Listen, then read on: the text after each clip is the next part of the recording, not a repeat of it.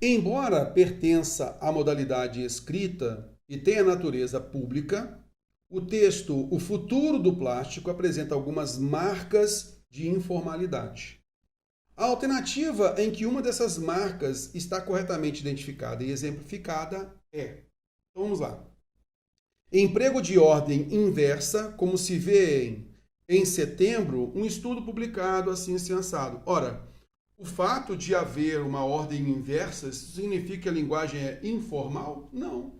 Então, dentro da formalidade, você pode querer dar ênfase a algum elemento, a uma adjunta adverbial, a um complemento verbal, e aí você coloca logo no início da frase, sem problema nenhum. Então, o fato de haver uma ordem inversa não significa que haja uma informalidade. Tá? Então, fora a alternativa A.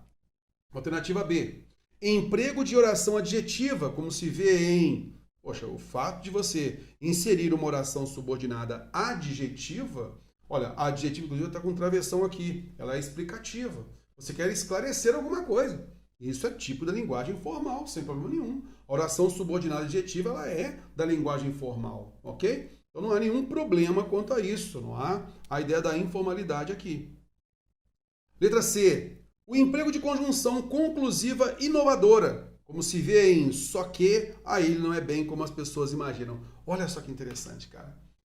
Quando ela coloca assim, ó, emprego de conjunção inovadora, porque o só que, lembra quando a gente trabalha na aula de orações coordenadas, eu mostro lá, olha, quais são as conjunções coordenativas adversativas?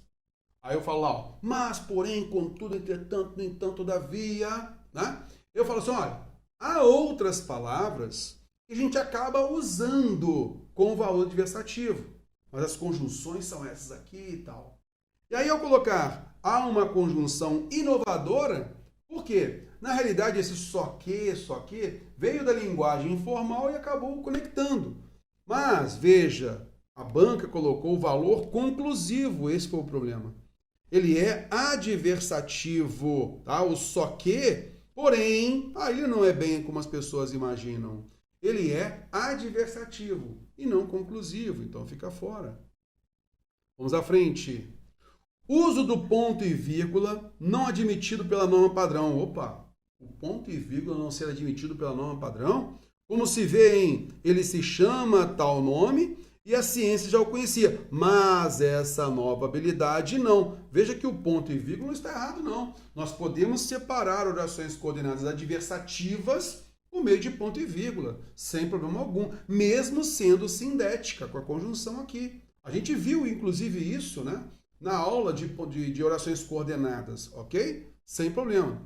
E aí, cara, vem uma afirmação da banca que a gente tem que perceber, né? Então aqui a gente notou, das alternativas A até a D, a gente não percebeu a ideia as afirmações estão erradas porque não há informalidade, ou quando há informalidade, a gente nota que a afirmação está errada, tá?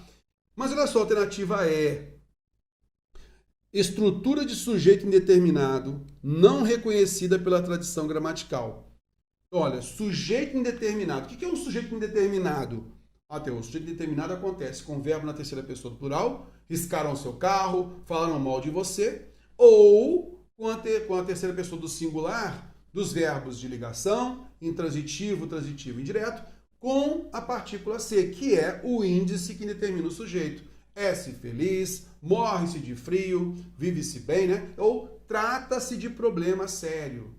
Aí você tem, de acordo com a tradição gramatical, você tem um sujeito indeterminado, ok? Beleza. Como se vê no método tradicional, isso não acontece. O plástico perde qualidade após cada reciclagem e você precisa adicionar uma porcentagem cada vez maior de material virgem, ou seja, novo para fazer as garrafas. Você aqui, ele é um pronome de tratamento. O você aqui, sendo um pronome de tratamento, ele é um sujeito determinado, tá legal? Então, dentro da tradição gramatical, ele é um sujeito determinado do verbo precisar. Mas só que tem um seguinte aqui.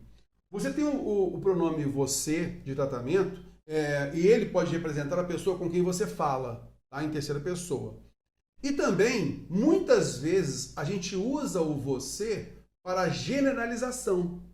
Então, o que sei lá, O que é o efeito tal? O efeito tal acontece quando você faz isso. Não, eu não vou fazer isso, não. Não, é maneira geral. Então é quando você usa o você com o valor de alguém. É isso. É legal? E isso é muito da linguagem informal, porque o sentido próprio do pronome você é daquele que fala com alguém. Você está falando com alguém. Tá legal? Mas quando você usa o você aqui no sentido de alguém, que é um pronome indefinido, então há certa indefinição, generalização do sujeito, ok? Mas veja, na tradição gramatical, não haveria sujeito indeterminado.